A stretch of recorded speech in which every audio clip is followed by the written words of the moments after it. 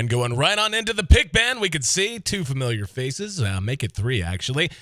Even though things have changed a little bit in past patches, still some very strong heroes in the Death Prophet and the Faceless Void for CDEC. Skywrath Mage picked up first by LGD. We'll see what they want to pair up with it. Once again, it's going to be Trouf bringing you the insight and analysis. And yeah, man, all three of these heroes, even Death Prophet, who got hit with another minor nerf, added some time to her cooldown on her ulti, as well as nerfing out Crypt Swarm out a little bit. Still very, very high tier for many teams. Yeah, I think until they actually tweak the numbers of her spells. Didn't they actually make a small change to Crypt Swarm? I could be wrong about that. But in general, her strength and why she's so strong is not necessarily her ability to push. Like, that's been toned down a little bit with the cooldown extended on her ulti. But it's the lane dominance, that how much damage she can spam out quickly and then just get to safety after spamming out the wave. That's why these heroes that spam out waves are so good, because it's hard to gank them because the lanes are constantly pushed up to the other hero's tower. And until they tweak the numbers with that, she's still going to be strong and viable. I will say that if you do have a hero that can smoke gate and disable her immediately, like a Rubik or a we saw not Disruptor, but a Shadow Demon, those heroes very early on can be effective, because until she gets levels up in Witchcraft, she's very, very slow. Starts out at 285 movement speed. So right. Other than those early ganks, if she gets to level 5 or so, she becomes very difficult to gank. Tidehunter, the follow-up pick with the Skywrath Mage.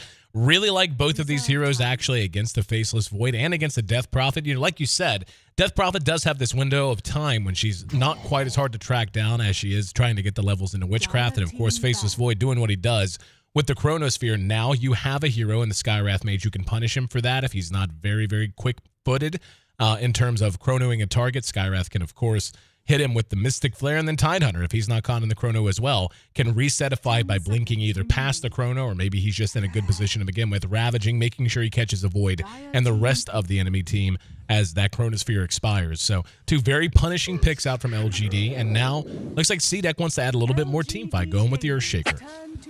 Yeah, probably going to be an off-lane Void then. I think Void with an Earthshaker in the lane is a little bit strange, although it is nice that if the Fisher Bach doesn't seem to be the best, you can always just jump over it if you need to. Yeah. Similar to like if you have a Bat or a Potom on your team. But yep, Earthshaker picked up for CDEC, and LGD go the very standard stuff so far from both teams. And speaking of standard for the Eastern scene, they've been banning out a lot of the most popular heroes that I've been seeing in this tournament so far, which is namely the Ancient Apparition, and the Terrorblade seems to be banned out every single game. So despite it getting some hits with a nerf stick, it's valued quite highly still in the Eastern scene. Another great counter to the Faceless Void with the Vengeful Spirit.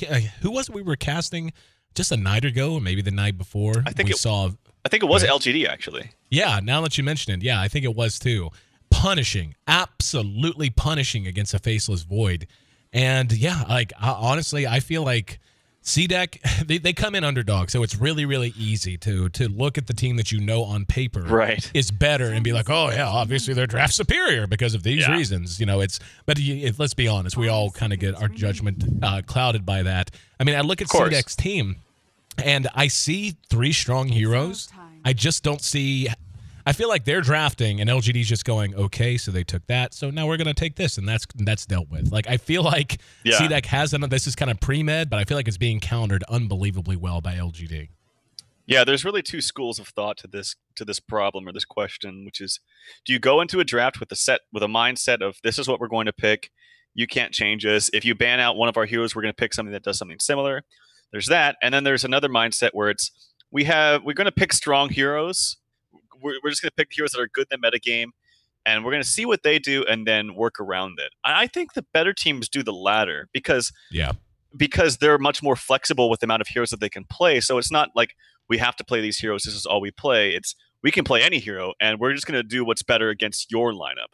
Mm-hmm. And I think I could be wrong, but I think that's generally what the better teams do. Now, that's not to say that going into a lineup with a fixed strategy is bad.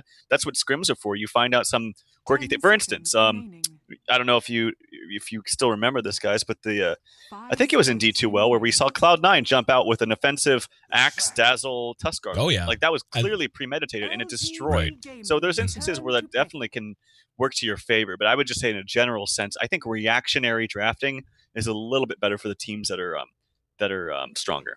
Yeah, it seems to me, and this is just based on what I've observed in particular, and you can echo this or correct me if I'm incorrect, but having been around the EG players, around some of the Alliance players, even more than other teams, but certainly having been around other teams as well, the drafting patterns, or whenever they're talking about coming into a series, they tend to, teams at that level tend to have an idea of what they're likely to see out of the enemy, and they kind of create a list of scenarios. Like, if they pick this, we're going to pick A, B, or C, but we're going to try to prioritize getting our own A and B first. They ban those, then we do this.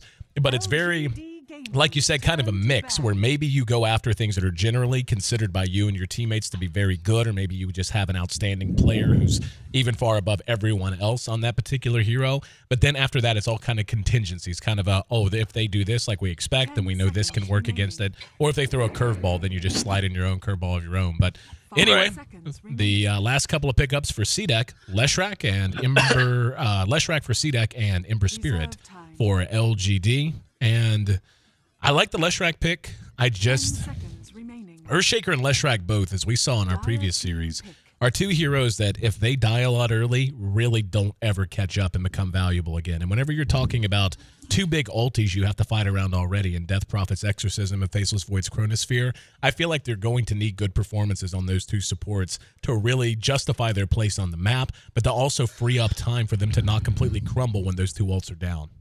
Yeah, I'm curious to see what kind of build the Leshrac goes as well. I see all sorts of different things where they'll level up their ult at level 1, or get it right away, I mean. They'll go 1 point into the lightning just for value, or they'll max the lightning. I see all sorts of different things. I'd say in general sense, Leshrac isn't paired that great with Earthshaker because the stun on Earthshaker's Fissure is actually relatively low. It goes 1, 1.25, 1.5. It scales rather badly, actually. Need Aftershock. Yeah, you do need the Aftershock, but most of the time when you're trying to set up things early on, even if you had it, you're not, like, your hero is actually not in range of the hero that you're trying to stun. So if Leshrac is trying to be right on point, he has to stun like right as the Earthshaker is stunning. So there can't be any faking out with your stun, or else you're going to screw up your teammate. Also, in general, Leshrac against Ember Spirit is kind of awkward. I would say he best combos with the Faceless Void, and I think that's why they picked him. Reserve time. Well, the Invoker pickup, I think, actually goes really well with what they want to do. The Invoker has a ton of options available to him if he wants to go Quas Wex. As we saw earlier tonight, it didn't have the most success, but it can synergize very well with AoE teamfight-based heroes like a Faceless Void and so on. But he can also just go pure Exort. You're going to have a good follow-up in the Sunstrike inside of the Chronosphere, and you're going to be able to push very effectively with a Leshrac, an Invoker, and a Death Prophet, all taking towers. And it just depends on what they want to prioritize. LGD, though, rounds things out with Viper. I feel like that's a very nice hero for them to team fight around early. We'll see if he wants to get the early mechanism, but I don't know. Like I said, maybe my judgment's clouded. When I look at man for man, how these two compositions match up and how I think they're going to scale into the late game, I just really like LGD. Yeah, I actually like them both. I mean, it's hard for me to say, really. Looking at this, though, I just saw this with the Invoker pickup. Is this going to be a farming Invoker? Is this going to be a farming Death Prophet? Because, it's going to be awkward. Like, I'm expecting Void now offlane. I thought he was going to be a safe lane farmer, but I think Invoker is good against Ember, and I said this before because if you do go Quas Wex, it just gets rid of the shield immediately, which is very effective. I haven't seen enough teams do that, but it works really well. Like, it kind of renders Ember Spirit useless in lane, and without the shield, Ember Spirit's actually a really bad 1v1er. He has very low armor. His stats aren't the greatest. So I'm very curious to see if they have a farming Death Prophet farming Death Prophet or farming Invoker. I think it should be Death Prophet. Yeah, I'm kind of with you on that. Like, whenever you look at the options they have, Invoker can farm just fine, especially if you have two supports like an Earthshaker and a Leshrac who can leave him alone, go roam, and try to pressure other lanes and do things that way. Then, of course, the Void works just fine out in the off lane. So, The laning for LGD, like you said, a little bit more clear-cut, I think. Lane-wise, though, I feel like CDEC's really under the gun to put the pressure onto LGD, though. I mean, they have so many heroes that are just do so well with a little bit of farm. The Tide Hunter in particular, if they allow the Tide, played by In July, enough time to get up in early blinks, early arc boots before BKBs start to come out, if BKBs are going to be prioritized at all, I feel like they're just going to be able to punish everything CDEC wants to accomplish in the mid-game. Yeah, it's hard to say. I don't think CDEC's lineup is bad at all. I think their cores are stronger, actually, than LGD's, but I think the big thing is, as you mentioned, the offlaner is very, very good for LGD, and I think the supports are fantastic for LGD. Like, Skywrath did get nerfed a little bit, but I think Venge is as strong as ever in this patch. And against one of CDEC's key components in their team fight, which is the Chrono, I think they lack a lot without that Chrono. And you can't rely on the Exorcism anymore because it's got such a long cooldown. So the reliable thing is really the Chrono. And if we get a fast level 6 on Faith, it's just going to make his day really, really hard. So I'm looking at these supports in LGD, and I think that's, if anything, what gives them the edge in this game. Still waiting on the pause. Hopefully we'll be back underway shortly. And just playing around in the showcase mode. Trying to look for interesting cosmetics. How do you feel about the Faceless Void cosmetic? This Egyptian style one. Huh. It's hard for me to see in this angle, actually. Oh, the little pharaoh thing looking? Yeah. He's got an Elder Timebreaker, which is always cool. But is the thing going across his eyes part of it? Because that looks weird. Yeah, I think so. Yeah, it's like a mummy, wrapped, right? Yeah. Look at those chompers. Still. The chompers, yeah. I wish he had the Maelstrom, or the Mjolnir axe or whatever, or mace is it called. That thing looks pretty badass. Lesh, or how about we take a look at, the Invoker. I'll be honest, man, I don't like most of the Invoker cosmetics. Really? I really don't. Like, I really like the 80s bad guy hair. The mullet, I like that one. I like the top knot okay. I can't put my finger on it. I mean, I'm not a big Invoker player anyway. I tend to play 3, 4, and 5 positions, so maybe that's why. I just they all kind of look kind of samey. I just like Invoker's model in general. Like when he first came to Dota 2, I thought he looked so badass. Just everything about him. I think he looks really cool, but that's just me. Leshrak, wow. Brought me right up front. Here we go. Don't want to go that far back. I think Lesh is also a little underutilized in his cosmetic potential. It's all kind of, again, samey, just different incandescent craggies all over him. Yeah, I don't like the Lesh model. It's very similar to obviously what it was in Warcraft 3, which was wasn't it like the Keeper of the Forest, was it called, or like what was he called? No idea. He threw leaves and stuff. But Keeper of the Grove? Yeah, that's what it was. Keeper of the Grove. Sorry, Keeper of the Forest was a Han thing. Keeper of the Grove, I think that's what it was, but yeah, I couldn't stand that. As Gianni is given the rage face. That's my personal favorite. I just accidentally clicked on the Aegis and it works in showcase mode. Like you can get like right up on top of it. Like, you know, the Aegis that hangs out in the back. Yeah, I see that. Huh. That's fun. What about the shopkeeper? Yeah. His name is Version, apparently. There we go. Version, yes. What about the Radiant one? Is that his name Version too? Let me look. Hang on. As you can tell, a lot of hardcore Dota strategizing and stuff. Let me see. Is his name Version? Oh, is it not going to let me do it now? I don't think he works. Hang on. We spotted a bug. No, it works. Yeah, he's Version. He's also invulnerable. Yeah, that'd be pretty imbalanced if you could kill the shopkeeper and take all his items. I think it would be fun. It would be a blast. Imagine that. You just kill all their items and then you can't buy anything. The team can't buy anything. Can't buy anything from their own fountain. Right. So the heroes are just running around with like... Or you can make him like a new Roshan, and you can try to kill your own that's in your fountain. And if you do, then you get all the items for free because he's dead. Yeah. Sure, that wouldn't be game breaking at all. I actually really like the Radiant side whenever you click on the agents. Oh, good. I decided to hit the old head in the middle of a professional Dota match. Excellent. He's very sorry though. Sorry. That's the We're Canadian way sorry. of saying it. Sorry. I'm sorry. We're so sorry. If you ever listen to the way Jim Carrey says sorry, it's totally, I'm sorry. Oh, well, hopefully we'll be back underway. We got 2,200 people that are tuned in right now with no items to bet because for some reason we have not been on any of the betting sites for a while. And now they're watching a game that is being delayed because of potty break. We have been unlucky with the delays, man. We Seems have. like every game there's something. Let's play random. Like, okay, here we go. We're coming up on the weekend. Random Got facts. any well, no, wait a minute. We were talking before. You were telling a story. We said we'd have to get it back because the pause ended. What were we talking about? What was my story? Huh. What the hell was it? Something Magic the Gathering related, Yeah, but yeah. I don't remember. You were talking about playing it, and then really expensive. Yeah. Then I told the story about my D&D class in college that I got college credit for, and then it was something after that. Oh, I was talking about oh yeah, that's right, the movie in my Theater 101. It's Right. called Noises Off. It's really, really funny. I suggest that movie to everybody. It has Michael Caine in it, who's a personal favorite actor of mine. Mm-hmm. Christopher Reeves is in it.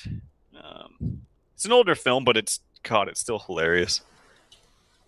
What was the best and worst college class you ever had? Best and worst. Mm-hmm. Worst was, okay, my major is music education. Right. So I have an education degree. I have thought better about teaching, though. I've had multiple positions offered to me, but man, I just don't know anymore. Anyway, that's a whole nother subject. You're teaching Dota to people, man. Same thing. Yeah. Same thing. Anyway, as it go. But I will say really quickly that that elementary education was like my least favorite class. Oh, that sounds because miserable. even though I wanted to be an educator, I did not want to teach kids. So teaching them like Pizza Hut, and all that stuff. But anyway, aggressive early God. TP from the Void. He really wants to get this ward down. You don't see this too often. But he wants to, and he's not even blocking the pull. Like, yeah, that's the funny thing.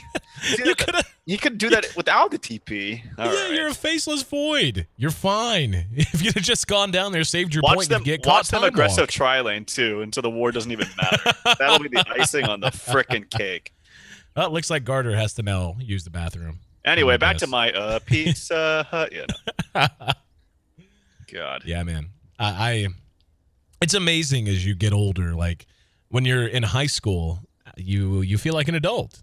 You do, and not to say that many high schoolers aren't adults and very in the lead many meaningful lives. I can tell you many are not. And I remember being 18 and being like, yeah, this is what being a grown-up's like. Then at like 22 and 23, I was helping in the writing workshop at West Virginia University, and would have high school kids come in, and I tutored college kids and a few other things and all that. And it's just like talking to even an 18-year-old and trying to teach made me want to just tear my face off to stop it. I can't imagine teaching, as cute as they are, little children, because they're not complete human beings. That's what a child is, an incomplete human being. Why would you want to spend your day around incomplete human beings? My days of substitute teaching for kindergarten were the longest. I have a lot of respect for people that teach that. You have to really love kids to do that, because otherwise you just couldn't do it. I have kids saying, "Teacher, he says he loves me, but I don't love him." Oh like, boy. Yeah. Oh boy. Well, hope you're not in a red state or they'll lock you up for it. Anyway, horn blows, and we're underway. As looks like the Void eyeballing the rune spot. Oh, there's going to be a fissure, and it's an invis picked up by the Void in July. Should be able to make it away here. There's a time walk to slow him down, though. Here comes Q. Q's probably, split earth. On the money. In July, tanky as he is, might drop here. 125 mana, what it's going to take. That he actually smashed off that clarity. It's going to be close. There it is. Well shot by Q. And a little over-eager is the Tide Hunter as he feeds First Blood and LGD. Well, they find themselves in a hole early. They might want to just sit down here instead of going top, although they're very worried about this Invoker not getting anything. Here comes the roam, though, from LGD. They see that Invoker's just playing way too safe, and they don't want to waste their time, so they're quickly going to roam. This is what I'm talking about. Early roaming onto Death Prophet's actually very effective because his movement speed is so slow. One level of Witchcraft gets him up to nearly 300. Here comes Yao. Gets hit by a stun, but he'll be okay. Yeah, that actually didn't look like it should have hit him. But it did, and it's irrelevant because the stun duration, as you mentioned, very low, level 1. Not a lot of damage either. He's perfectly safe. Faith and MMY have just gone to jungling now. They're going to stick nearby just in case they want to try to make a move. But for now, Garter and Q need to find out where they want to wind up. This Invoker up in top lane, sitting on 0 CS. Not able to get a whole lot accomplished at the moment. Yep, and they did decide to put the Invoker top. I don't know if they expected an aggressive tri-lane, but yeah, I'm curious to see what kind of build he's going for. He has Quas first. Usually a Quas first indicates a Quas Wex Invoker, but doesn't mean it has to. Anyway, they're pinging this out. They really want to go on this Death Prophet, but Earthshaker's sitting right behind with the defensive Fissure. And they actually even placed a ward in mid just to grant themselves some vision. These supports are not connecting. They're not doing too much. Yeah, on both sides. They may have a chance to accomplish something here, though, as Leshrac could be in some trouble. Nope, never mind. He went and goes ahead and shows himself in lane. Thought he might get caught from behind. Not going to be the case. So, after the first blood, relatively quiet. MMY takes the bounty rune. Down at bottom, it will be a DD picked up by Garter.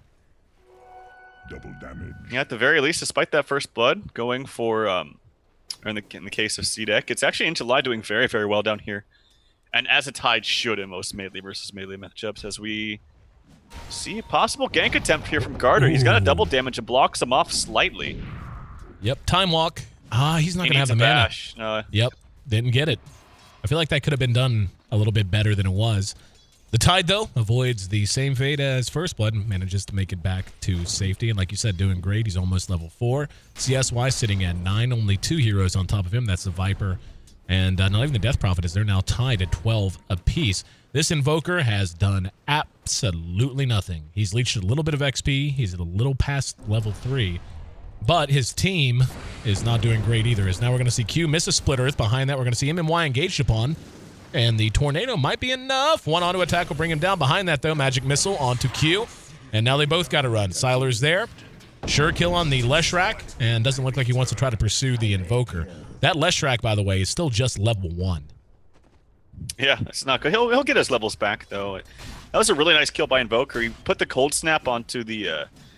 onto MMY there. I believe that was MMY. Yeah, and the Dark Troll Summoner was actually helping proc that Cold Snap. So he's got to be pretty pissed about that. I actually don't think he gets that kill at all if he doesn't get aggro from the Dark Troll Summoner, because it was very, very close that the Invoker actually even gets that kill. And it is going to be a Quas Wex Invoker. So I like this against the Ember, but the weird thing is he's not soloing against the Ember. I think that's where it's best, because then it totally shuts him down in lane. That being said, he's not doing that well in mid. He's 11-2 compared to a 20-10 DP. I feel like when you go with this kind of a build on the Invoker, getting levels is certainly your #1 priority, but you do need a certain level of item progression to have the mobility and to have the overall utility you really want. And I feel like it's going to hurt him. He has 1 CS right now, and we're already past 4 minutes. The kill certainly helped, but he's going to have to be very active to play catch-up in that regard. Mid's still kind of a battleground, as we see a lot of supports rotating in and out. Ember Spirit is coming out ahead, or coming out way behind, excuse me, as Maybe's Death Prophet is doubling him up in CS at this point, 11-24. 26 now. Yeah, he's doing really, really well for himself. And despite the Invoker not getting far, I do agree with you about the Quas Wex needing. I think Quas Wex needs way more early farm than Exort, because Exort can go to the jungle. I heard a stun somewhere. Oh, he's actually stunning the creep there. But yeah, the Exort Invoker can use the Forward Spirits and go in the jungle, can still assist globally. Oh, here we go, action onto top. Can he land the Split Earth? He can. I can't believe Sylar fell for that. He had to know he was still hanging around. And Magic Missile to follow it up. Sylar's just so tanky in comparison now. And even with that, I mean, that could not have gone better. It was even a well-shot Split Earth from Q as he canceled the animation in the middle of it. To make sure that it hit. Yao could die here in mid, though. He's got help from MMY. Got a couple of very fortuitous procs off the Stout Shield, so he ends up staying alive. But we're seeing just how hard and how deadly this, how hard she hits in mid on the Death Prophet. In July, though, is going to have his Arc Boots very, very soon on the Tide. He's already level 6. We'll have a Ravage level 6 as well. He actually used it already. Yeah, how'd we miss that? Wow. Probably was trying to go for a solo kill on the Void, but just couldn't get it done. That's actually a pretty big deal because now you don't have to. Now you can't be threatened, or you can't threaten in the other lanes. So I will say that Invoker, despite putting some pressure up top a little bit when the Viper's up, that tornado actually does no damage. It did like absolutely nothing to the Viper. So yeah, he needs more levels for sure. It looks like he's going to be relying on the EMP for his damage in the fights we assume they're going to want to take. Yeah, which is, it's funny to me because other than getting rid of the Ember shield, I actually don't know if Quaswex is that great this game. If you can get rid of the mana, the Skywrath, and the Tide, that's really important. But yeah, I mean, it's always useful. It's just a matter of how effective can you be after those initial Tornado EMPs. Like, what can you do more than that? Exor has much more to offer after, like to sustain in fights. Well, despite his low CS count, the overall net worth of the Invoker is not as bad as you would think. It's actually on par with the Faceless Void, who has been active down in bottom. So, yeah, he's only got 5 CS right now. There's going to be a cold snap on to Faith. They're going to follow it up. There's a fissure from the low ground. Faith could be in trouble. Split Earth on the mark, but the Chrono silenced out. Can't use it yet. They end up losing their Venge, but nothing else. That actually could have been much, much worse for LGD. Yeah. But I think CDEC's doing a good job here. Yeah, that was fine. They're giving a lot of space to Tide and Ember now, though, for that. Or Ember, not too much space. But I really feel like Void could have ulted there. He was waiting a little bit, and he got silenced after quite some time, but a little reluctant to use it. Nonetheless, it still is a 1-for-0 exchange in favor of CDEC. 3-1. The underdogs in command of the early laning phase. This could change very, very soon, though. Looks like they want to roll the dice on a Chronosphere. They've got Void in position. Going to hope they can catch more than one. And that'll be the case. They've got Faith and MMY here near mid. Now they're going to show... No, actually, I don't think that was seen by that creep as it died. Now let's see how many they leave here. They're just going to rotate down. And speaking of down, bottom tier 1 brought down by the Tide. And that's what you were talking about. They gave a lot of space to that Tide Hunter and have not done a whole lot in response. Now, yeah, no, not going to go for it. Just going to probably bottle this DD. Yeah, that's interesting that they didn't even try to defend that. Like, it was... He solo pushed that from full to nothing. No other help was there. So that's not too good. It's not so much about losing the towers. That Tide has given so much farm. And this is a guy that got first blooded. This is why I was wondering if they should have just pressed the issue and just kept at least one hero down here to give not only free farm to the Void, but to keep Tide at bay. And as a result, this Tide's going to have a sub 10-minute blink. Yep. Went bottle instead of arc boots. And has bottle brown boots up. Blink. Very, very close to being done. Looks like he wants to stack this camp. Oh, no, never mind. Thought he was just hanging around. Yeah, he's going to pull it. And in the meantime, there's a death on Lesh in mid, so LGD finds themselves a kill. It was the Ember along with MMY who helps secure it. And Tide will have his blink coming up soon. Ravage is off cooldown. And I think right now, all it's going to take to really swing this match completely in favor of LGD is going to be one blown Chrono from 333. If he's not on point, they're going to be able to punish him so badly. Yeah, I agree. That's what I was thinking about before this game started. This Chronos need to be on par, but even then, with Faith being close, actually Faith is not close to level 6. But if he was, and he needs to get there, it'll actually just really disrupt the plans of CDEC. But until he is, then these Chronos should be hitting. But he needs to not say that. I think you just need to use them. Like that one up top definitely could have been at least 1 kill, if not even 2. But yeah, it would be a nice opportunity to get just maybe a pick off on. Just throw everything on Yao in mid now that you know that Venge is only level 4. There's a smoke out of CDEC. The Lesh and the Earthshaker are going to go head hunting. Let's see how they want to do this. They're hanging near the steps down. Maybe. Yep, there we go. They were trying to catch Tide, going for the rune. Tide gets the rune. He has a Ravage if he wants to use it. Stunned out. He actually cracked. I couldn't see if he cracked in there, actually. I think he did. But I think he did, too. I don't know if the animation showed. But either way, an easy kill. He hangs on to the Ravage. I don't know why Exorcism was popped there by Maybe, though. That seems a little odd. They were scared of possible rotations. Yeah, it could have been a little bit hasty, but playing it more safe than sorry. That was a really nice Fissure. I think if he fissured any other way, then Tide could have eked through that little corner there and just walked bottom. Or yeah, it definitely bought some time to set up a nice splitter. So really nice Fisher there from Garter. It might transfer into a tier 1 tower push, but nope, they just simply don't have the damage with the early Exorcism popped. Yep, it's kind of what I was thinking. I mean, killing the Tide's nice, but Tide had already bought his blink anyway, so it's not like it cost him a whole lot more than a little bit of time. Oh, that's good. He's going to show up with a blink, and they're not going to know it. Yeah, I didn't see that he bought it. I knew he was very close, but yeah, buying it is pretty huge. If they can maybe bait out Yao in mid with the Chrono now, this could be a big chance for it. And I heard a smoke. Yeah, they're going to go top for the Invoker, it looks like. Yeah, he has no way out. Do they have Dust is the question, too? They do. Yeah, they have it on MMY. So they're nice. Definitely set up for this gank. 2 Null Talismans on MMY. So playing for a very punchy early game build. And I would say our friend here is most likely dead. If they just don't care about overkill, they could kill him 100% right now. Yep, and that's what they're going to do. Ravage catches him under the tower. There's the Tornado to try and buy time. It's just not going to matter. He actually got silenced in the middle of trying to Ghost Walk, so didn't even have to expend the Dust. Free kill. The Invoker drops down. There's a Chrono, and he missed. Missed Yao. And the TP's coming back in, and is he going to go? He is! Wants to try to fight, catches him with the Searing Chains. There's going to be Garter throwing out the Fissure to try and buy time, and it will be enough as the Concussive Shot and all other follow-ups from MMY and Siler, who TP'd in, weren't quick enough, but that's what they can have. Cannot have missed opportunities and whiffed Chronos. Was it just the TP to the Remnant right before the Chrono happened? Yeah. I imagine so. Yep, Yeah, that's what it was. You got to be really careful about that.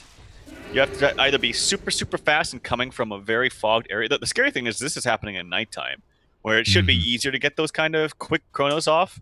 In daytime, it's a whole other ballgame. You're going to have to set things up with either a Tornado or a Fissure Stun. But again, the Fissure Stun is a very, very low stun duration. So, yeah, nicely played. As Yao has a haste rune, this Lesh is more than dead. Yep. And they could probably even engage maybe. There's a Viper Strike. Yeah, maybe should end up dead here. The Yules buying him some time. MMY and the burn damage will be enough. They cannot... Yeah, I mean, they're losing their supports. The Lesh is feeling very, very impotent. And now they lose their Death Prophet, just as she was beginning to feel as if she was going to come online. And in the meantime, Faith has been catching up at bottom as well, so he's now level 6. And CDEC, as hard as it is, I feel like they just got to come right back out and go for kills. Like, I don't feel like they can just be comfortable at all unless they're either putting pressure on Yao or doing something to shut down the item progression of these heroes on LGD.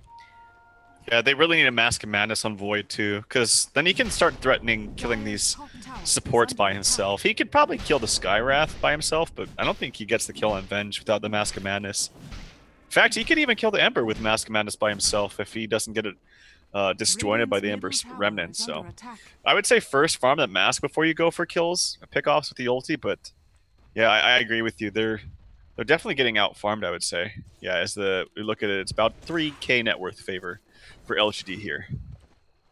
Now, the biggest thing that worries me about this is when you look at their team, I mean, the Void goes late well, but this is really when the Death Prophet, and we saw how dominant maybe was on the Death Prophet in mid against the Ember. I mean, and Yao's a pretty decent mid player. Let's not kid ourselves here. I mean, she dominated. This is when she should be continuing to feel dominant, but they're going to have Ravage ready again as Tide has to come off cooldown and bottles himself up some mana. This could be disastrous at bottom. They don't have a glyph. If they take the tower quick enough and back off immediately, they'll be fine.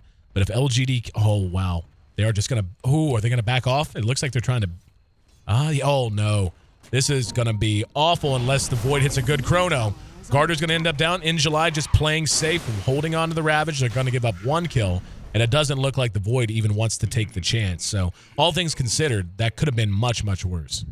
Yeah, nice restraining himself from popping that Ravage again, just on one hero.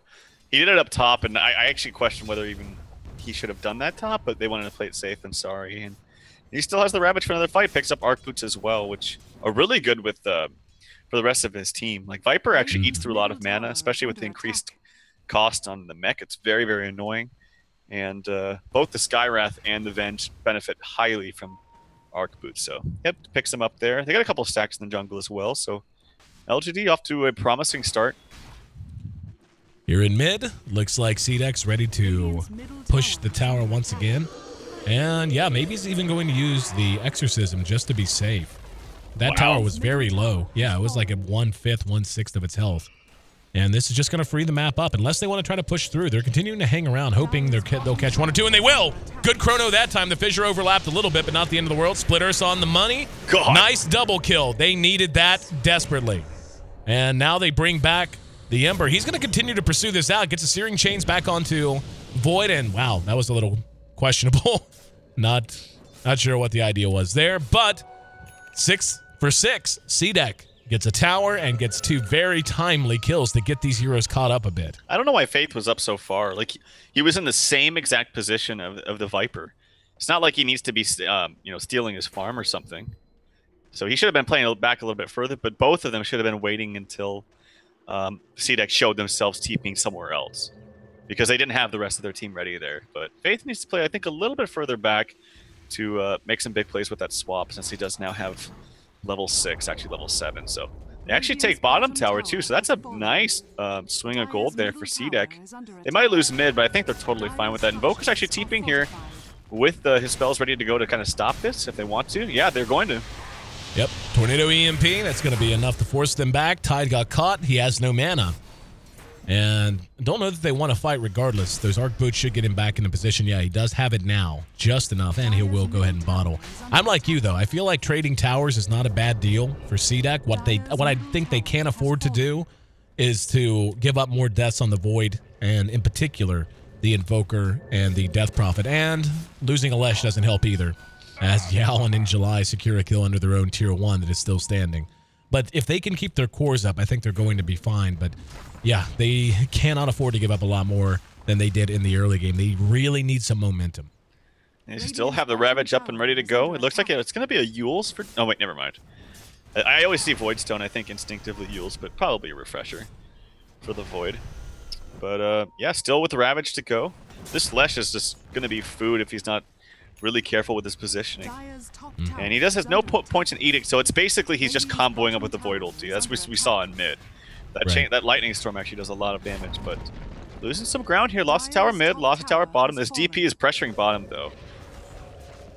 Viper there. He's got some help behind him in the Vengeful Spirit. Fissure was expended. Here comes the TPN. And that's going to be MMY, so they're not going to overcommit. And there's going to be a TP out now. So all the lanes beginning to stabilize, maybe TPing just as his ult is reaching its conclusion. So 7-6, LGD leads in kills, and it's basically a dead even game in gold and experience. I feel like CDEC came out feeling a little bit flat, but I feel like they've really done well in adjusting now as we get close to 20 minutes. It's just basically this DP. She's so freaking farmed. Speaking of her, she actually is going to die relatively easily. They will use the Ravage. They will use everything. So nice kill. Very, very good, because that was a high net worth Death Prophet. Yeah, and that's kind of what I was talking about earlier. Trading towers, going tower for tower, that's fine for them, I feel. But giving up any deaths on her and Void, I feel like is just going to cripple them every time it happens. And we'll see what LGD wants to do with it. It's going to be a rushed Orchids game for Invoker. Oh, I thought he was going to pick it up, but it was actually just a smoke, so not the best timing, but obviously had a pretty bad start, not his fault. So this is going to be quite effective against the Ember Spirit, but not so effective against the others. Yeah, basically good against the Ember Spirit and the Skywrath, but if Ember already has his Fire Shield up, then, or his Flame Guard, I should say, up, then he's not actually going to take too much damage, so... yeah, I'm not too sure about this build. We'll have to see if he can get kills right away. Well, just having options, having the ability to potentially silence out the Tide Hunter as well. I like the Orchid pickup. He doesn't have a Force Staff. He doesn't have a Blink. He doesn't have mobility other than just trying to phase in, and that worries me some, given that mobility is such a huge part of LGD's lineup, in particular with the Tide and the Blink Ravage. Yeah. And, of course, Yao. Yeah, I agree. Especially having Force Staff is really good against both Ember and the Skywrath. Yeah. Force Staff is one of the few things that can actually... It doesn't get you out of the Searing Chains, but it moves you to where you're not so much in harm's way. I'm expecting a smoke coming out of Faith after they push this up. He has it ready to go. Let's see if they actually want to do something. I'm expecting it. Smoke, smoke, smoke. They're waiting for everybody, yep. Yep. And they're just going to smoke these 4? No. Looks like they're going to do it near the tier 2. Maybe they don't even want to use it yet. Yeah. Yeah, in Lesh July is broke very out. far up, by the way. Wow. Yeah, So really he was pushing his limits. He's going to TP he was away. kind of doing the same thing when he died at top as well. Just he was standing like right here with no points in edict, hitting the tower, and died. But looks like they're going to try to pressure the tier 1 top, and maybe we'll go ahead and exorcism. Yep, and they're probably just going to take this and back off. Does not look like LGD wants to fight this just yet, although orange is coming up as well as teal. Ravage is up in 1 second. Yeah, they are going to defend this, actually. Here's Siler up front. 2 left down to bottom, and yeah, they're just going to try to keep it up for a little bit longer. CDEC in the meantime has 5 very near middle. They're going to be spotted. In July gets eyes, and he is going to Ravage. That's just 1 target. Will they get in? They will. Let's see if it's going to backfire on them, though, as they got the 1 target in July. Krakens through a little bit of that damage. That gets him up to the high ground at the very least. There's the EMP, and from the low ground, we see damage being done by Maybe, but they weren't willing to commit to that fight, even though the Ravage had been expended.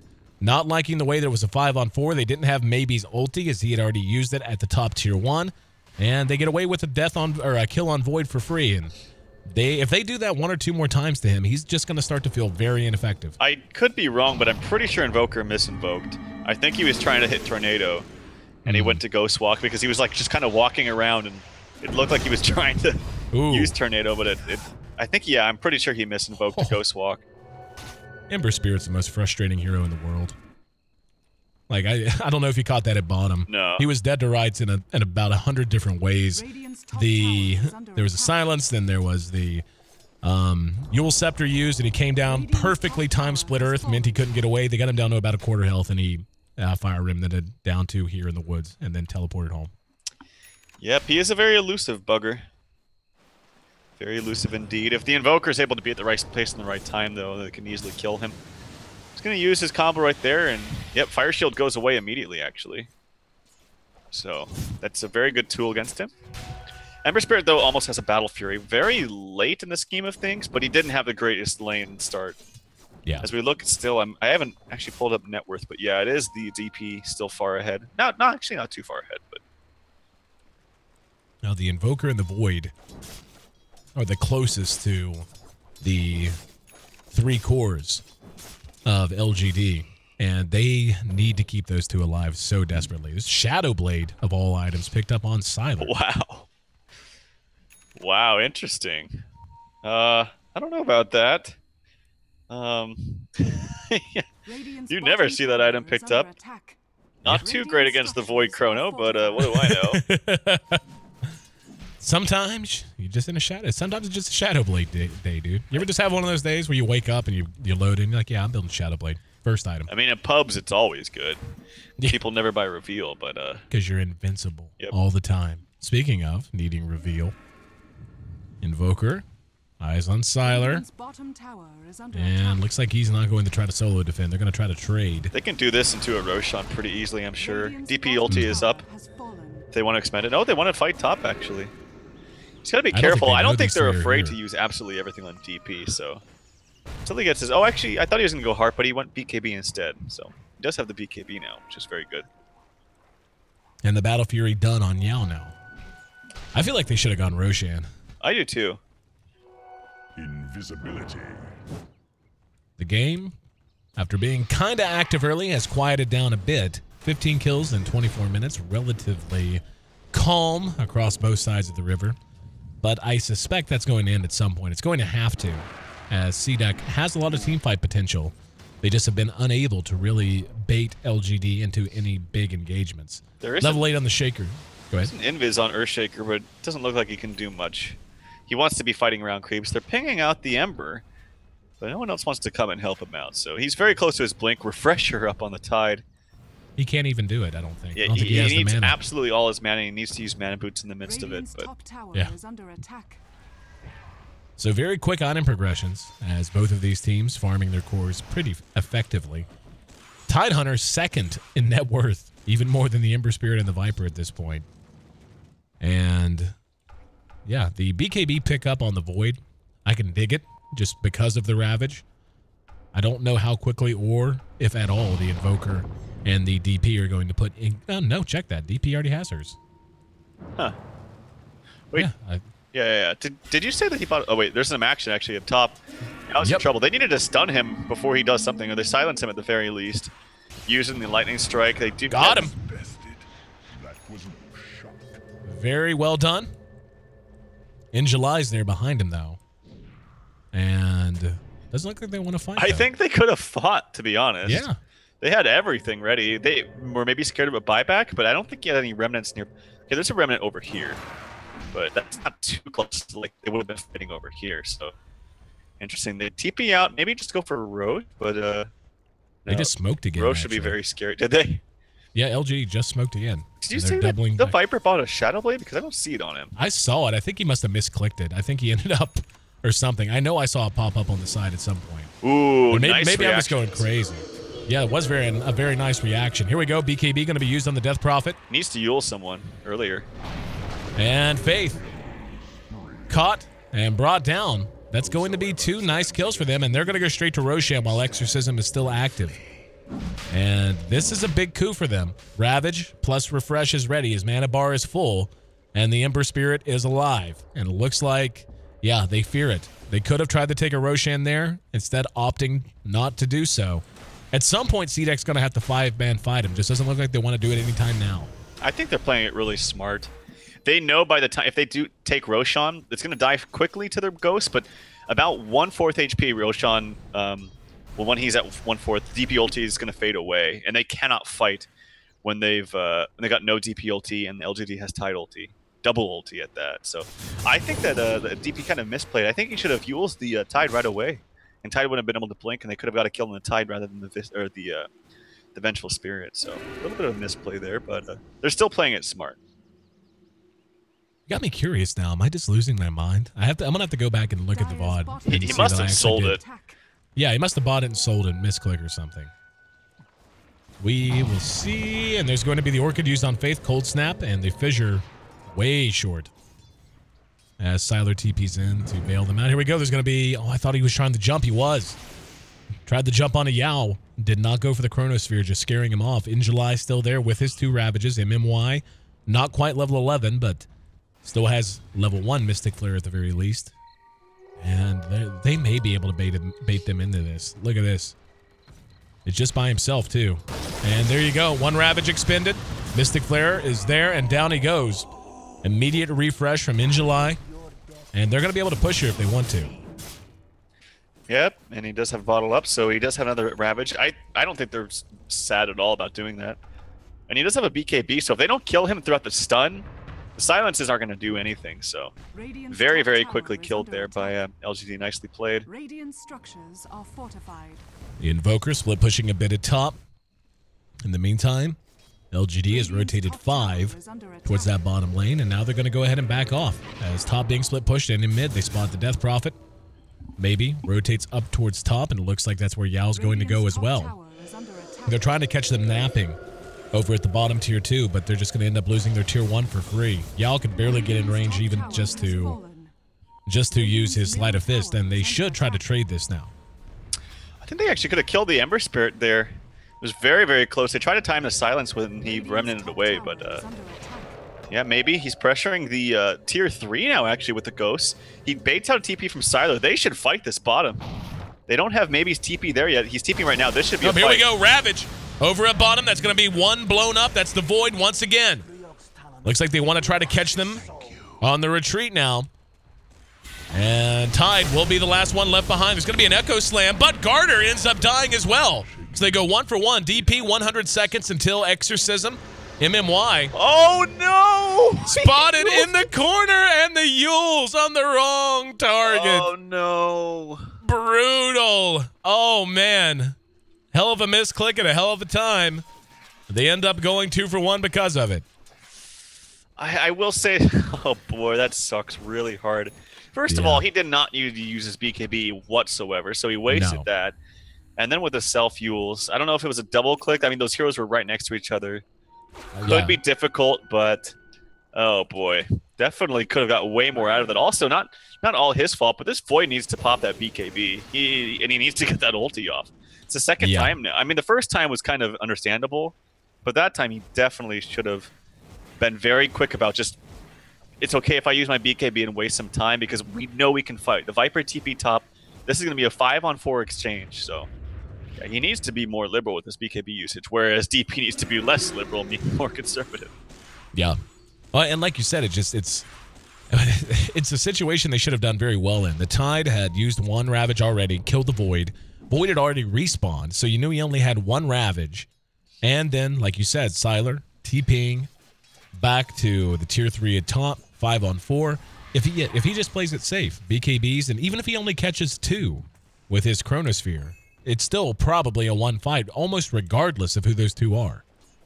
Yep, absolutely. I think that they rush him as fast as they can.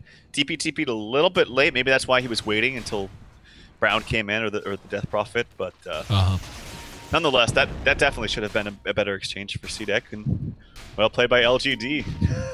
that Yules, though. That Yules, though.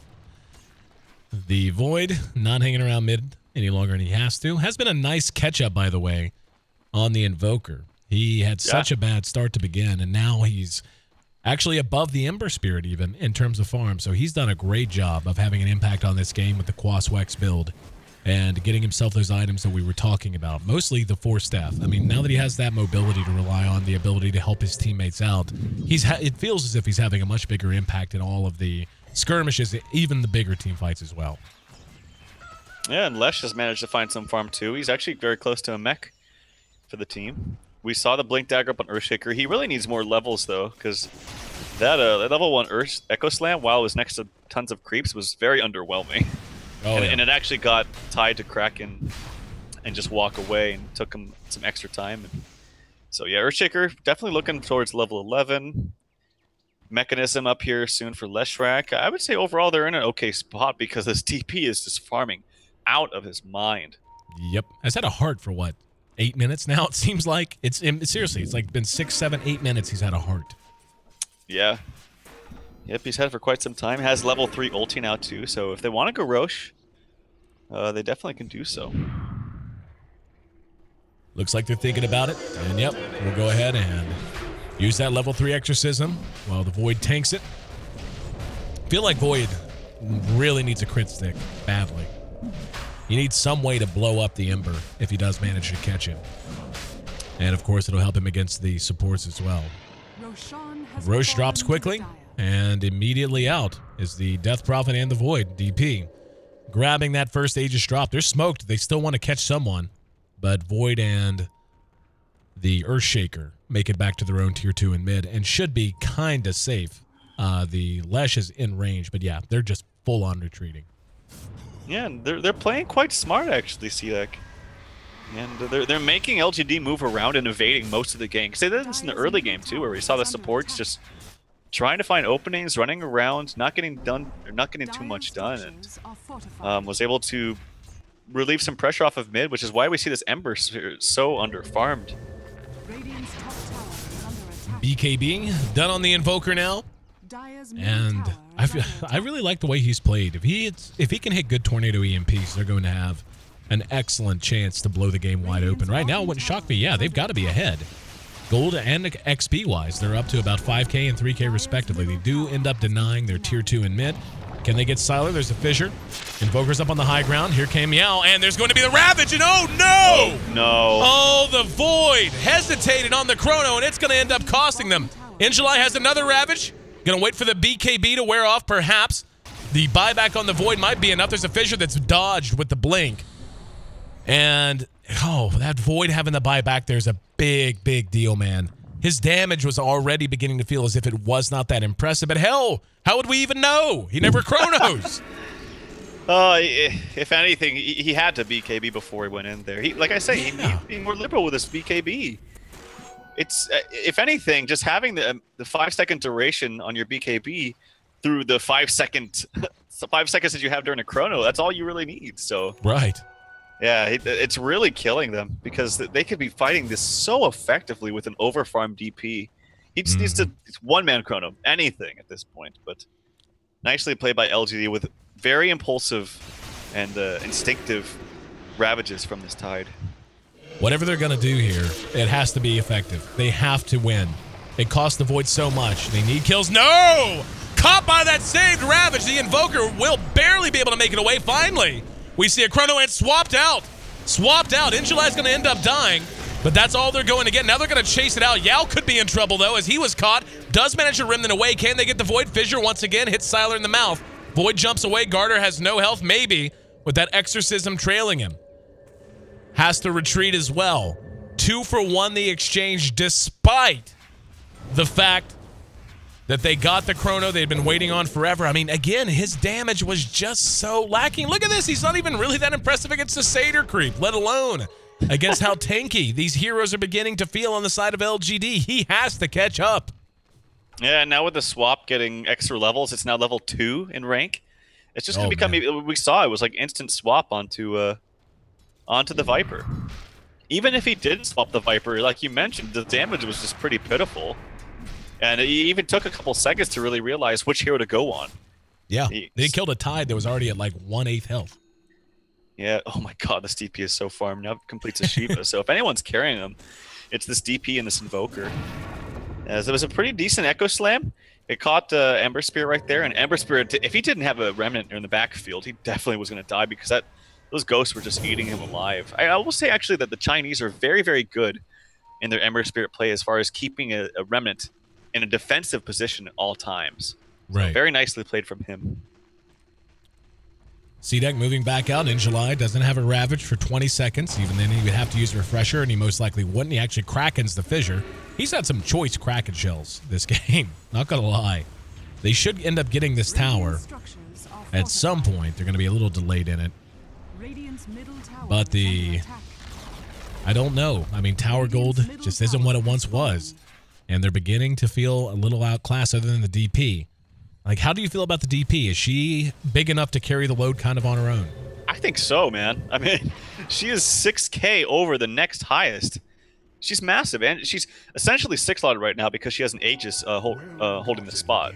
Right. So I think she can, in any kind of keep them in place long enough for her to kill one hero and then look towards the next after the Chrono fades. So I think she can put him on her back. She's just that far ahead of any other hero. See, that's the thing is, like, the DP, she is so far ahead, but we saw in that last engagement, even with the Chrono, she still barely made it away with about a quarter of her health. That's with a heart, mind you. So, I mean, the tools are there for LGD to cope with it, but CDEC really going to be hoping that, well, and also the Invoker got just exploded early. He didn't die in that fight. Or didn't die initially, but he got caught so badly by the Ravage and the Mystic Flare that he really wasn't nearly the impact they needed him to be. So, I don't know. Heading into the late game, which I usually consider beginning right around 40 minutes in, it's a tight one. Less than $3 grand separating these two teams in gold or experience. I mean, this DP is such a problem, man. Like, I don't think that they necessarily have the tools to burst him down either. I don't know. They maybe do. Like, the defensive mechanisms are there with the Earthshaker, though. I think it's going to take some time to burst him down to where the rest of CDEC can actually help out. And actually, the Tornado is a very good disengager as well. And they only have 1 BKB on the side of LGD. Yeah, so that Tornado is actually quite effective. So I actually think this is in the upper hand for CDEC just because this DP is so freaking farmed. And it's very, very tanky at this point. CDEC doesn't recognize the opportunity they have. It's not their fault, but LGD's hiding their heroes and just solo pushing top. They have 5 down here, and it's just the Ember Spirit by himself. If they decide to go, no, check that, they have 4 now, as they did send the Void back. And now everything's going to be revealed. I would imagine LGD is going to look to defend if they continue to hang around. Not going to be the case, though, as they're actually going to come back and try to defend their tier 2 at top. And depending on how they show themselves, this could be bad. Like, if they're going in undermanned, nah, never mind. Looks like LGD doesn't want to fight either. Yep, and maybe he's got another 3,500 just about. Curious to see what he buys in the last slot here. Refresher seems to be the choice item for most DPs at this stage in the game. It would be very, especially with the longer cooldown on the ult, that since it just got nerfed. I think Refresher would be fantastic for them. And looking at some other items for Invoker, he has now a casual Glove of Haste I'm wondering if this is going to be in the makings of a Mjolnir, just so you can slap it on that DP and have him just be in the front line. So. Right now, I feel like CDEC is going to run out of time in terms of their execution during this window. I'm like you. I feel like they actually have a bit of an advantage at the moment if they engage well. Problem is, the Ember is now getting large. He's finished his Daedalus. He's got his Battle Fury up and another 1,800 gold that he'll certainly hold on to, most likely for buyback. Roshan going to be up in just about 3 minutes. And a Roche fight, I favor LGD heavily, because they're going to be able, you can just about be assured the Void is going to be out in front. And if they're quick enough on the Ancient Seal, if they're quick enough with the Ravage, I feel like they can punish him a lot easier than he can punish them, because they are going to be able to spread out so much. And to bail out any target, he actually does chrono with a swap. There's a smoke, and ooh, Venge actually got an invis. And yeah, it looks like they're thinking about heading uphill, and they will. They're going to commit to this. TP has another 4,500 gold. I don't know, man. Like, the team fight is scary from LGD, and I will say that the Sleight of Fist plus the negative armor from Wave of Terror is actually a nice combo. But the armor themselves on LGD for all those heroes are actually relatively low. Like, Viper 15, that's not too impressive. Ember only 8. If Ember gets caught in a silence, he is dead without a swap available. Like, he is completely dead. Low armor, low HP, no ways to break a silence unless he gets a BKB, but he doesn't have it. He really does need a BKB, I feel. The ghosts are just going to do so much damage. Relatively low armor on both sides, really, whenever you look at CDEC. I mean, obviously, the Death Prophet's large. Leshrac at 13 is not bad. 9 for the Void, 5 for the Earthshaker, and just 7 for the Invoker as well. So any right clickers, especially Yao, with that crit stick, they're going to have a heyday if they can catch anyone locked down. Looks like they're going to have a chance to catch the Invoker, though, as he's going to show himself right there with the Tornado. They know he's there. They're, immediately pinged out. Oh, he took off Ghost Walk, too. He hadn't invoked, and he invoked no. his Chaos. Yeah, he is dead. 100%. Solo Ravage, Mystic Flare. I don't think they needed Easy a Ravage, peasy. but... Yeah, did they have a gem or anything on yeah, they have a gem. That was yeah, I think that Ravage did not need to happen, but whatever.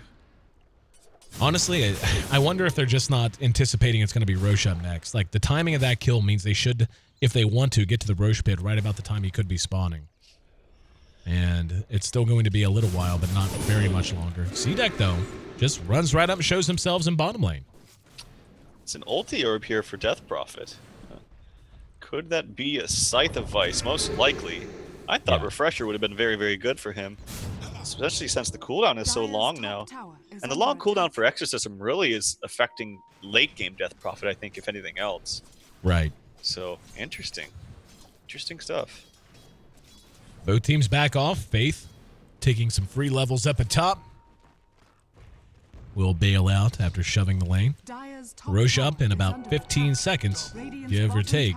Double damage grabbed by the Tide while Void gets himself a bounty rune. In a sentence or two as we get closer and closer to 45 minutes now. Looking ahead to late game and even potentially ultra late game, give me in a sentence or two your game plan for both sides. I think LGD's game plan is make sure Faith is back far enough to save somebody from a chrono. Specifically the Tide. If Tide gets chronoed with Faith in it, or Faith not ready to swap him out, they just lose the fight without double Ravage, no question. Right. So Tide Tide doesn't need to keep his distance, but the Faith definitely does. That's thing one. I think Yao also really needs a BKB, because if he gets caught in a silence, he's just dead to even a solo Invoker. For CDEC, I think it's just get a chrono off. Get a chrono off on at least 2 heroes. Well, both teams continue to play quite cautiously. Not overcommitting at all. Yao gets a remnant down in case they do decide. There's that Scythe of Ice done on the Death Prophet now. And maybe we'll have a fight, as they look like they want to head down bottom lane. Yeah, they're going to rotate over, and they're ready to defend in force potentially. The Invoker ghost walked at the moment and might try to go for a flank. This is so much of this is just so dependent on initiation and follow-up on both sides. Like this fight, if it happens, and it doesn't look like it will now as they are just leaving, but when this 5-on-5 eventually happens, I think the whole fight's going to be determined in about a half second's worth of activity. Yep, I think so too. Tied. Oh, here we go. Oh, he ravages. He got 2 on the outside of it, though, but a very quick. And now here comes the Chrono. Chrono goes down, catches Siler and MMY. He wants to go to work on MMY. Damage is still low, but finally able to bring him down. And July's in a ton of trouble. There's the mech, but it's not going to matter. Beautifully shot with the tornado. The Ember Spirit's doing damage, but he was just too far behind. And there you go. That fight determined by that Ravage that was evaded and did not accomplish what it needed to accomplish. And finally, probably the best Chrono of the whole game. And that Crystallis certainly helped shore up his damage issues a bit once he started to crit. And this could be CDEC's game, man. Like, I feel like they're in the driver's seat now. I don't know what Faith was doing up there that far. That's what I'm talking about. First of all, is 2 things. Yeah, the Ravage was, it wasn't like quote-unquote whiffed because it did hit 2, but it hit him on the outside, so it's like they got stuck very, very late. And that's such a bad place for LGD to fight. They didn't even have a ward here on this little spot that gives you all that vision. It was such an awkward place to fight. Faith was up too far, got caught in the Chrono, and wasn't able to swap out MMY, who got focused down relatively late. So very nicely taken fight there by CDEC, and God, this Death Prophet is just doing so much to these low armor heroes. And now finally with the one fight, Void's able to rack up some farm and now has 3k on top of a Crystallis. So I think LGD is actually in a really bad spot. I think they need to rely too much on this Tide, and he's already played well up to this point, but it becomes much more difficult because if he just gets solo chronoed, if there is not, like again, if there's not a Venge ready to swap him out, then they just lose the fight, hands down. Well, there's a BKB that's going to be done on Yao now. And to be honest, I don't feel like their utilization of the Ember Spirit has been as good as it should have been the entire game. Like, to be honest, I didn't see if he was doing stuff behind the fight, but it seemed like he was late or just flat out ineffective in that engagement. Even if the Ravage had been better, it seemed like he was just lagging behind. And they have a team with enough utility and enough ways to reset a fight to make up for a good chrono with a swap or what have you. They have enough that they don't need to be blinking into the trees blindly, like you said, into a spot with next to no vision and rolling the dice like that. You know, their Ember is fat enough that he's hitting super duper hard, man. He's hitting for more than 300 damage before crit. So if they just let him slow push with Sleight of Fist, it forces CDEC into a mode where they have to try to take control. And it's been mess-ups in that regard when CDEC's the one who takes the onus to initiate. That's when we've seen them stumble the most. Yeah, I actually don't know that, like, his damage on paper seems like it's really high, but I don't think it's too effective with 1, without the aura from Venge, and 2, without the Wave of Terror from Venge, which he got basically neither of in that last fight because Venge was just preoccupied being stuck in the Void Chrono. Also, there's 2 Ghost Scepters up on the side of CDEC on the support, which is fantastic. Big commends to both supports on CDEC because, like, Leshrac is super squishy, but he's keeping his distance, and the 5 deaths that he has are when he was like solo pushing, basically. Right. It's not in team fights, so he's really keeping his distance and being effective. And as far as the other cores, well, they're just pretty tanky at this point. Void jumps in with the BKB. Speaking of being able to get the right initiation, he does have a blink now. Second time we've seen it in D2L Season 5. And you're not killing this Death Prophet, at least not right now. So... yeah, blink on the Void. At least he got the Crystallis up first. He, for a minute there, it looked like he was not going to get a crit, or enough crits at least, on that Chrono at bot, and finally got a couple very close together, and his damage didn't seem so abysmal. But this is going to be a smoke in mid. See that going to reveal, maybe. And keep the others hanging back. Let's see if they're thinking high ground. Well, they have Aegis onto the Invoker. Cheese, that was only the second one, I believe. And yeah, they think they have all the tools. See, does Tide actually does not have buyback. If he dies, I think that's just game. I really do. Like, Tide is so essential in these fights. I think he has to Ravage actually either... I don't know. I think an early Ravage isn't going to do too much against an Aegis. I think they have to wait it out, but... I don't know, man. I think LGD's in a really rough spot. I don't think Viper does enough. I don't think Ember does enough. I think CDEC's in a very fantastic spot. I think if the fight gets drawn out, then LGD takes it. If the... I don't know, though. I mean, the Death Prophet's so huge, she's going to draw the fight out. Even if she loses all 4 of her teammates, that fight's going to drag out because of how tanky she is. I think Ember tough. needs another item. I really do. Yeah. I think he needs either another Battle Fury or like another crit or something. I just like his damage on paper seems great, but I don't think he does enough in fights. I think he needs to like one-shot crit a support and in order to actually be relevant in these fights.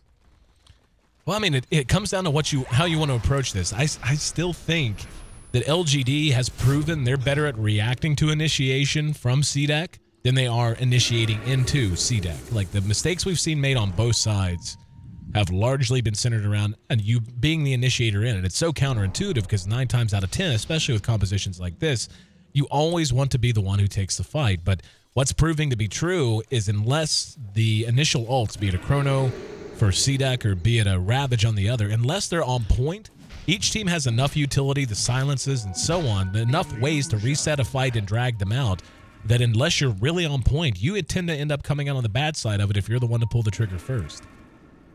Yep, keep in mind too that since Tide has no BKB, if he somehow gets caught in like a tornado right before he blinks in or something, it could really screw up his plans.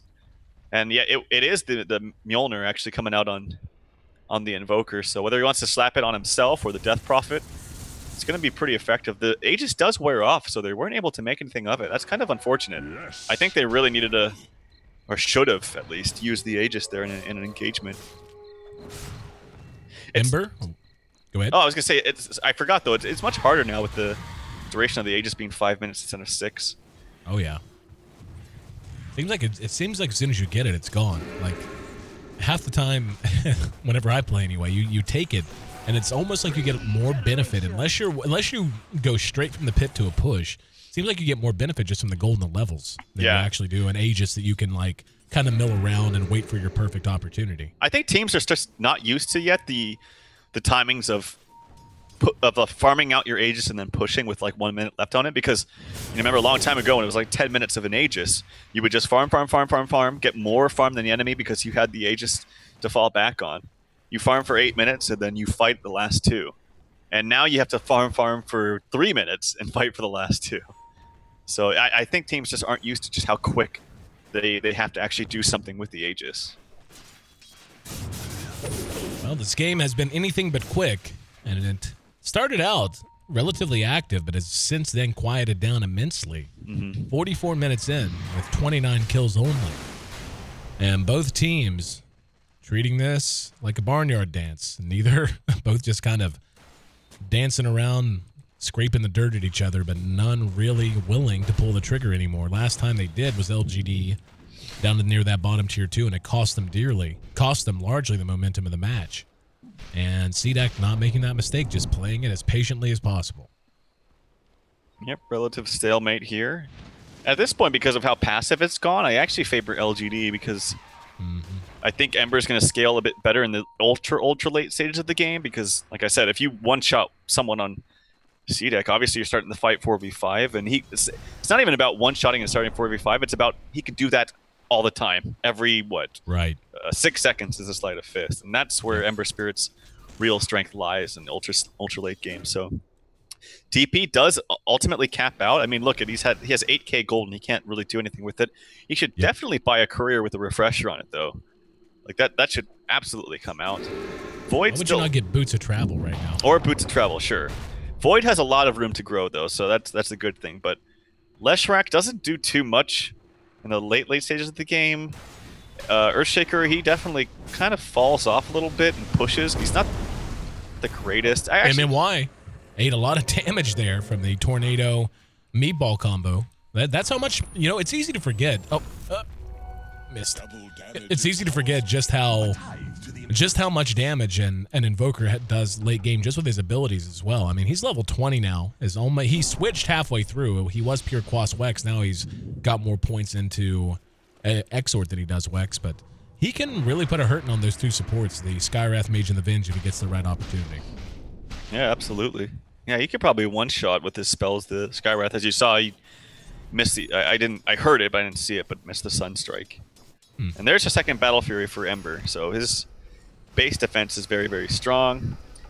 Again, though, if he gets caught, he's just dead. Like, there is a sheep up on the side of CDEC and the Chrono.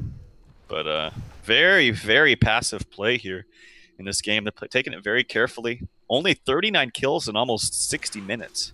Yep.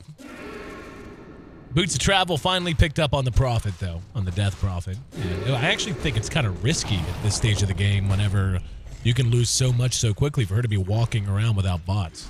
Like, you know, and especially in the situation she's in, the buyback bots in for her, if she's caught with a very fortuitous Ravage and silenced and blown up, just having the ability to respawn or even to respawn or to buy back really quickly and come into a fight is huge for her. So glad to see she finally picked those up.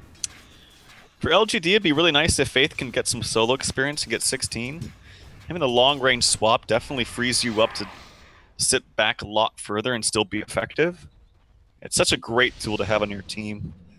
And the range just goes up exponentially with levels, so yeah, would like to see him get level 16. That'd be good for him. And July, he's really stuck on the same items, and honestly, anything much more that he buys isn't going to be too effective. Like, Assault Caress would be fantastic for their team.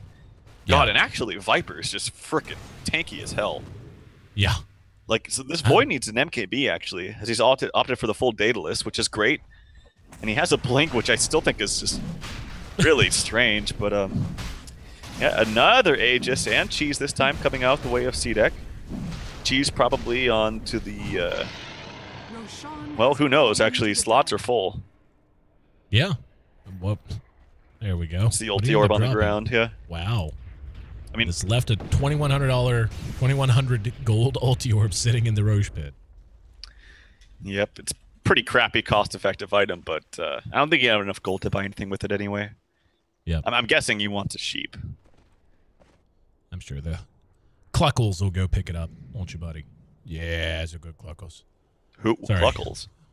Cluckles, the courier. Oh. Cluckles the Brave. Yes, Cluckles. I'm having to find some way to. It's been a while since as a play-by-play guy. There you go. Cluckles picking up the TP as well. Fastidious as he is, but There's a sheep on this list. yeah. Basically, we're going for And- the old WTF mode. Let's just all have a gajillion gold and see what heroes what team's best. And there's the refresher on the DP, so he'll need to buy his own courier though, because this courier's got other items on it, so. Yep, this is Chinese Doto at its finest. BKB up in the Earthshaker. I can't say I've seen that in a while, but definitely effective against the Tide ulti.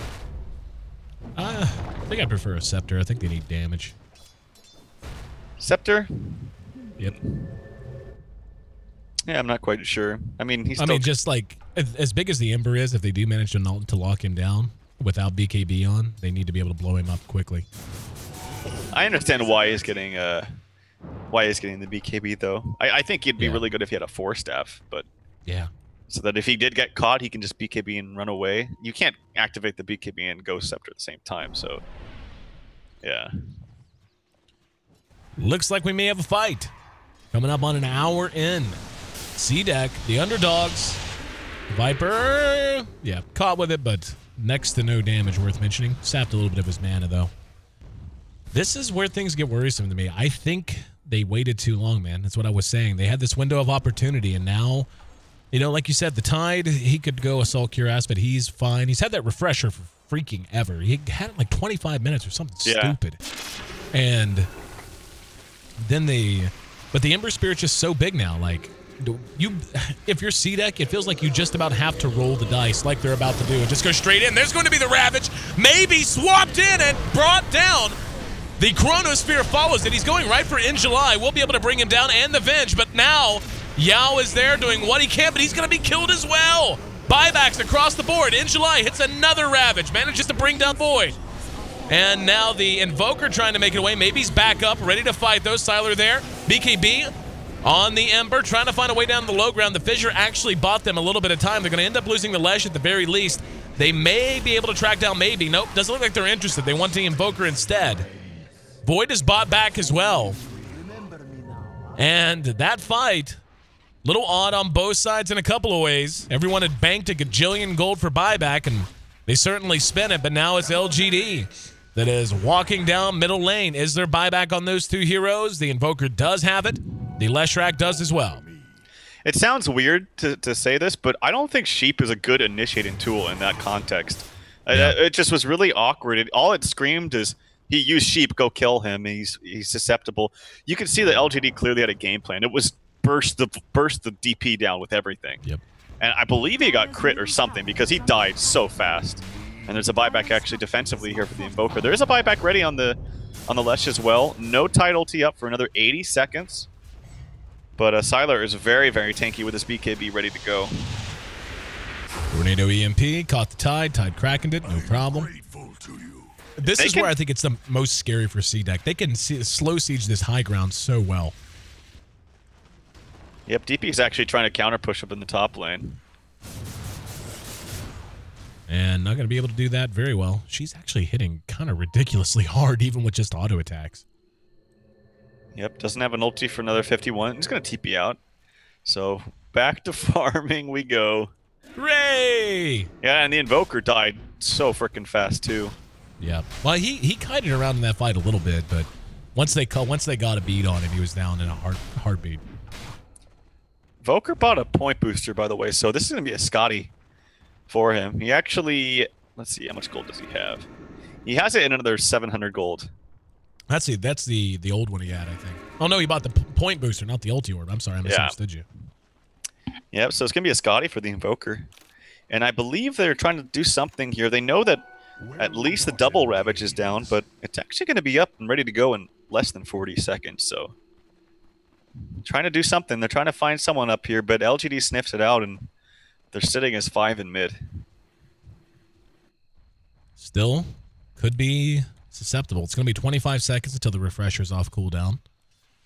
I have not felt as big an impact from Yao as I thought I would. 2-2 and 12 for him. He's been a part of 14 of LGD's 16 kills, but still somehow, I don't know. Like, I feel like he's not as active. Or maybe he's late to the party, maybe he's doing other things, and it's just the way that CDEC has run it in terms of splitting the map, but he just hasn't been as big a part of the success I thought LGD would be having by this stage of the game, and CDEC's done a great job of capitalizing. There's that Scotty, by the way, done on our Invoker, so he is 6-slotted, unless he just wants to buy a set of bots. Yep, slow will be pretty decent. It's kind of like, I don't think Hexes are going to do too much. Like, Hexes are very good towards the end of a fight. Like we saw it there, the initiating tool of a Hex is not so good in a fight. It's good for picking someone off, but it's not so good in a fight because their whole team is there ready to go.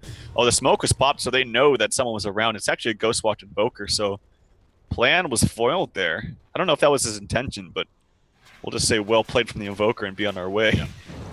Yeah, that was actually very good for them. The angle they were taking, I feel like they would have caught at least one or two. And depending on which one or two, could have been a very, very tough moment from which to recover. High ground, once again, Sylar just right-clicks it down. Sylar's hitting so hard, man. Like, it doesn't seem like he is, but he really is because he's hitting so quick. Yeah. And now they're going to catch... Ooh, they managed to catch the Invoker out. He's going to work on Faith. Faith manages to keep himself alive with a Ghost Scepter. They're going to try to follow it up from behind. Now they're going to engage into him. On the other side of that, we see the Death Prophet using the ulti, and the Chrono got 3. Beautiful. Does he have the damage? Yao, yes. Brought down. There's the Ravager trying to turn it around, but with Yao gone, they're going to be lacking in damage. They got to get it done quick. Sylar pecking away, gets the Void. Could end up dropping to the Invoker. Invoker has to Ghost Walk. Oh, he got him with the Lesh. Leshrac hitting the splitter, secured the kill. They managed to bring him down as well. That Invoker tried to make a run for it. It's 4 for 3 right now. He comes back in. Is he going to try to engage? He is. Going right-click for right-click. Brings him down. Gem on the ground. And not even going to worry about it, apparently. 3 for 5. Full 5-man wipe on the side of LGD. And that hurts. Yeah, Cluckles. Cluckles says, I got it, bro. It's fine. My team carrying. We got it. I believe the refresher was just used by Maybe as well. Kind of wonder why his bots are on cooldown, but here comes the buybacks. They realize they have to do it now. The other 3 do not have buybacks. I wonder if they're trying to scare them with buybacks right now into not pushing, because I'm pretty sure even just the 2 of them could actually do something here against these heroes. Dire's bottom So tower it is has going to be a fallen. Roshan coming up in relatively soon, but crazy fight, man. This is going into the deep stages of a Dota game. So we're approaching 66 minutes now. Dire's Right about bottom 70, tower 75 is where you start to see weird stuff. Like all the stuff that, you know, you've been out all night drinking and you go home and load up your favorite message board and you argue against people like super theorycraft style. That's when you start to see it come out, is in 75-minute games. Yep. It's the theorycraft stuff comes out and it's real. I think Void needs a BKB, but I believe he's been buying back and just hasn't been accumulating gold too much.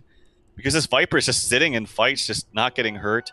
Even with right clicks from Void, he has so much mischance. As we remember that recent change to Faceless Void is no longer can just get a true strike with his ulti. He needs to have the MKB if they have evasion. So nice. No longer disables passives. Correct. And actually, what's it going to be? I think Assault Caress. That would be my guess. Could be an MKB himself, honestly, or even a Daedalus, but I think the AC is going to be really good for them. It will be a Daedalus, it looks like. So. Yep, Demon Edge.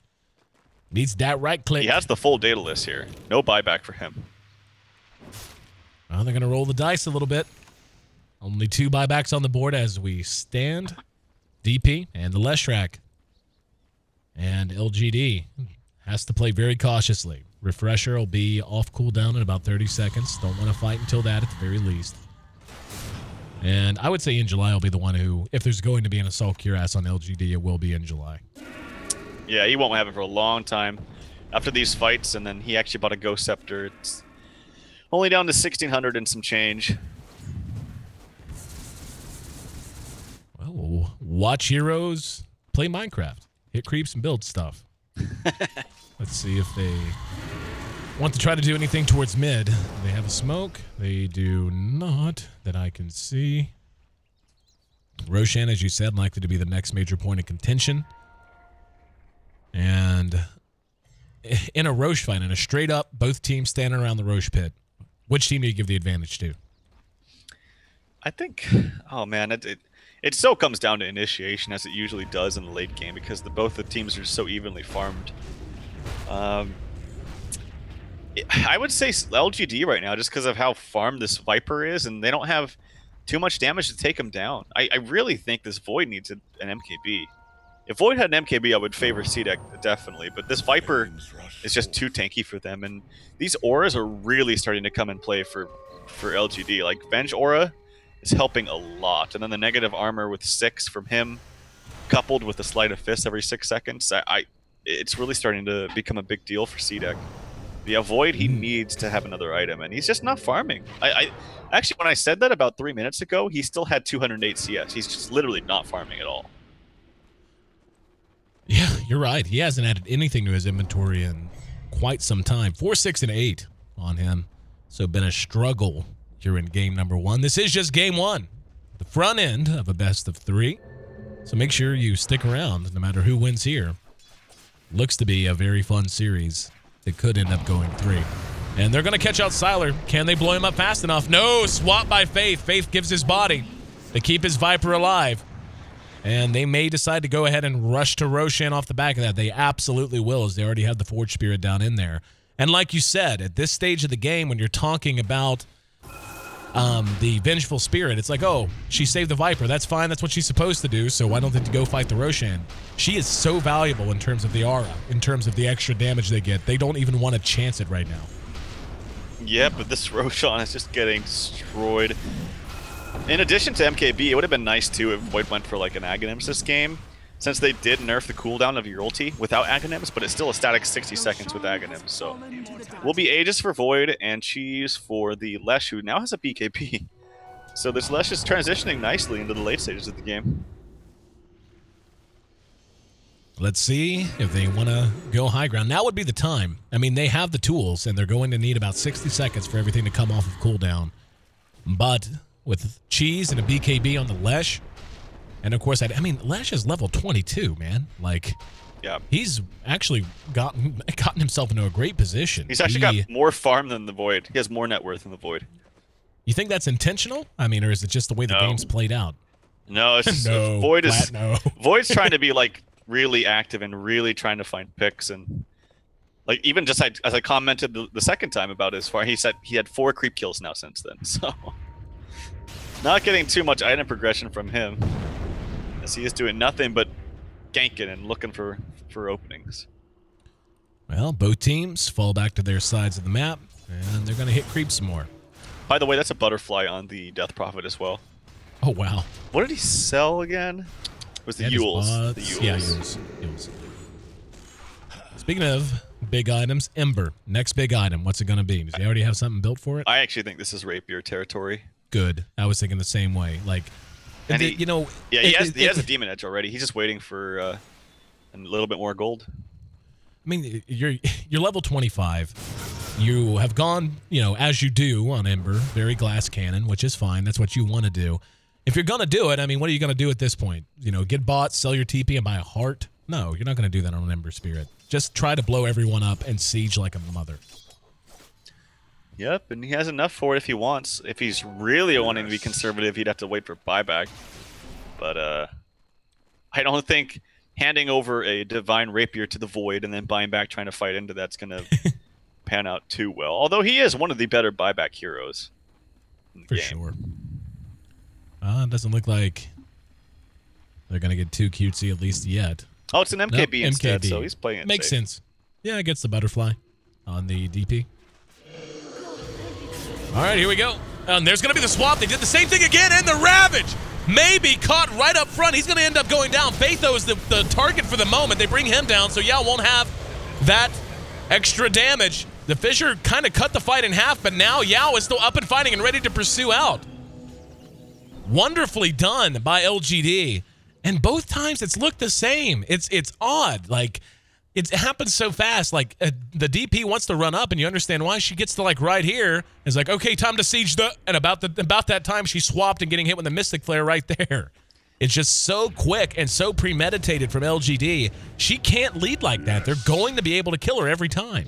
Yeah, it's so fast that even in between the swap, you coming up with the Ravage is so fast before the BKB that she just can't do anything. She actually bought back and then actually used her refresher now too. So that was a huge win for LGD, despite CDEC having the Aegis and she's still ready to go. This game rolls on. We're at 73 minutes into this best of 3, game 1 of the best of 3. And I hope you all packed a lunch, because this could go a while, depending. I mean, just looking at the way that they've built and such, and the way that both of these teams are showing that they're willing to play very, very cautiously and just drag this out as long as possible, we could be here another 20 minutes or so. Yep, and I do have to say, unfortunately, in like 5 minutes, I have to. I promised somebody I would pick him up, so I might have to step out for a little bit. It's all right. You're gonna leave me alone with Chinese Dota. I see how it is. I said, just gonna leave me alone in this mess. Unless we can see it end right here. No. Hey, he is stranded, man, and he is just texting me nonstop. So. Well, for his sake, let's hope that LGD can finish this off, as they look like they're eyeballing the tier 3, and there's finally one racks down for someone, as Viper walks up, right-clicks it, and it disappears. Oh, LGD, what are you doing, guys? They literally walked all the way up there. The range racks was at 50 HP. Viper hit it, like, doink, and then just walked away. Oh, boy. Well, looks like they're trying to catch someone slipping here in mid. There's 2 under cover of smoke. Ooh, that's actually the Void, too. There's a remnant behind them. Oh, actually just faded. Never mind. And CDEC not giving up anything. They've got... Oh, that's the Void out front again. Has eyes on Faith. Don't think he wants to expend the chrono on that, though. No more Aegis. Roche just faded. Yep, and Roche is going to be back up in about 5.5 minutes as well. They're grouped up. Anytime I see these heroes get grouped up... Oh, Ghostwalk, just noticed in July. Just had a proc on him. And he knows the Invoker's there. There's the Hex. Do they want to try to follow it? Oh, he's looking for a Ravage. He Ghost Scepters. A little bit of confusion. And the Chronosphere behind that, though, didn't do much of anything. Now they're going to go ahead and try to follow this up. In July, still has Ravage. He's holding on to it, waiting on, though, the BKBs. They're going to pursue out Garter. What a bizarre fight this has been. I didn't even see what happened to the Void. I was watching the Tide, anticipating the Ravage, and instead they lose an Earthshaker and the Tide never Ravaged. Yeah, he didn't want to. They were spreading out as he didn't get caught in the Void. That was all faith, man.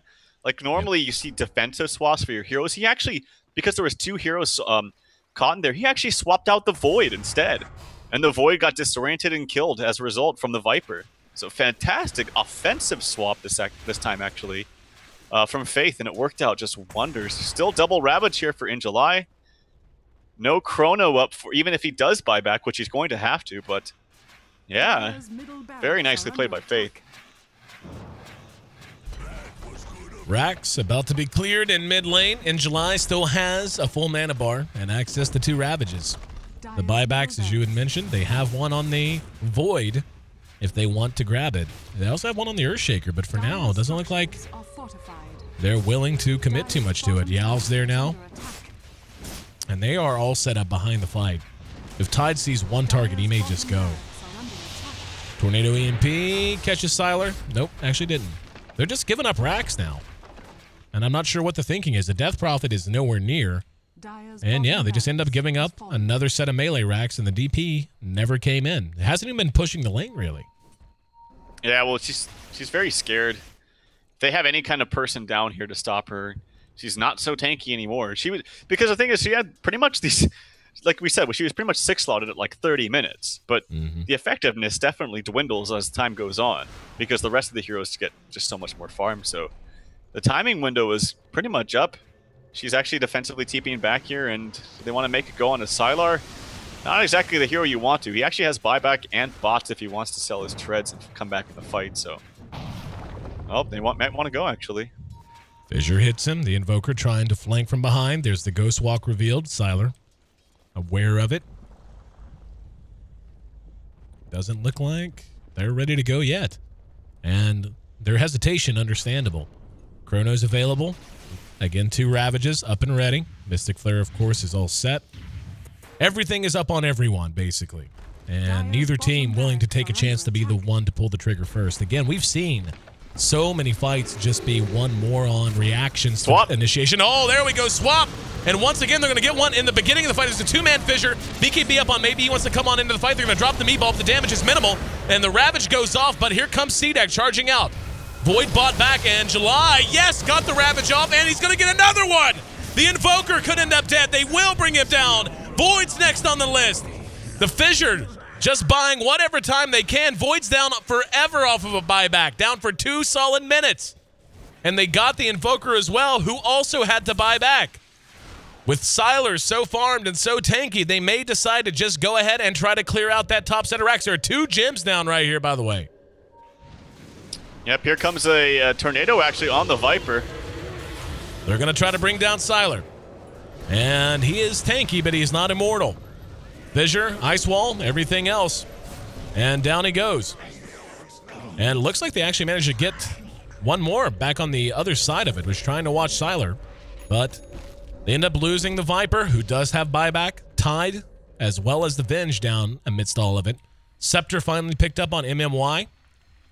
And yeah, they are lacking racks. I mean, what can you say? It's kind of these odd fights that go back and forth, and after buybacks, it comes out about even, except they gave up 2 racks amidst all of it. Yeah, I actually thought maybe Tide was going to buy back and buy bots and just jump in there as fast as possible, with knowing that for certain the Void could not come back. But oh, I do apologize. I gotta step out though for just as fast as I possibly can. But it's fine. You enjoy yourself with this amazing 80-minute game, AC. Absolutely will. Once again, hashtag dedication. Trouf leaves me alone with Chinese Dota. I am sorry. I will be back hey, dude, and get my buddy. It's fine. We'll see you back here in a minute for game 2. Yep. Anyway, this game rolls on as we approach 80 minutes in now. And just about every hero on the map is 6-slotted. And is that going to be a refresher, perhaps, or Lincoln's for the Earthshaker? Very well could be. He's got the Perseverance. The Invoker, in the meantime, unless he wants to sell something, is kind of set in his ways. Death Prophet, as we were talking about, has been virtually the same for a long time now. 7K gold on Yao. It's about time, man. I don't know. I mean, you're 6-slotted. Like, you're just going to hang on to this for buyback? Like, at some point, you have to commit and just say a Rapier's worth it. Like, the chance it gives you, because this is going to happen. Invoker, who is already doing a fair amount of damage, shifting to a full-out late-game carry mode, adds an MKB. Now let's see if they can catch someone or anyone. There are 4 up on the high ground here. The Invoker has been doing a fantastic job, by the way, on acting as reconnaissance. He has popped so many smokes, has allowed them to initiate when they have had success initiating. A lot of that has had to do with him. This Roche is not going to stand for long. And LGD is going to give it up. I don't think they can get there in time. Like, they have to know right now and be moving that direction. It is a Lincoln's stun on the Earthshaker, by the way. Makes a super ton of sense. And the way they've been playing with the DP out front, they really need that for her. Roche is going to go down. Unless they catch him coming out of here, that's the only way they're going to be able to punish this whatsoever. There's going to be a tornado thrown, and Yao and company decide to turn around. That's very unfortunate for them. Very, very unfortunate.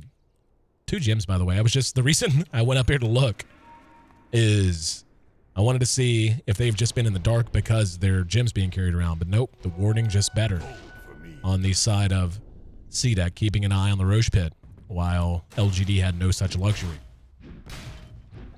We have eclipsed the 80-minute mark in, and this game honestly showing no signs of slowing down.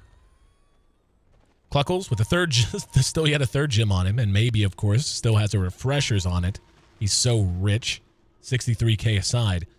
They're going to smoke and try. Yep, we see it drawn. Oh, wow. This could be it. This could be the fight that could determine this game if they run into each other at this angle. It's such a choke. No, they pull back. I don't know if that's excellent game sense or what, but they pull back. And that is probably very fortunate for them. If LGD had gotten a whiff of them coming around in such a choked area, I think with their mobility, they could have just flat out punished them. Instead, the game rolls on. And Ember buys yet another gem. So what is that, 4 or 5 gems that are on the map right now? I didn't even look to see. I don't think anyone has room for gems anymore. There's already 1 on the Shaker. 2 back in the base. 1 on the Ember. Kind of redonk. At some point, one of these teams has to commit to cracking high ground, though. And we can see this Invoker has completely shifted into carry mode, picking up a Helm of the Dominator.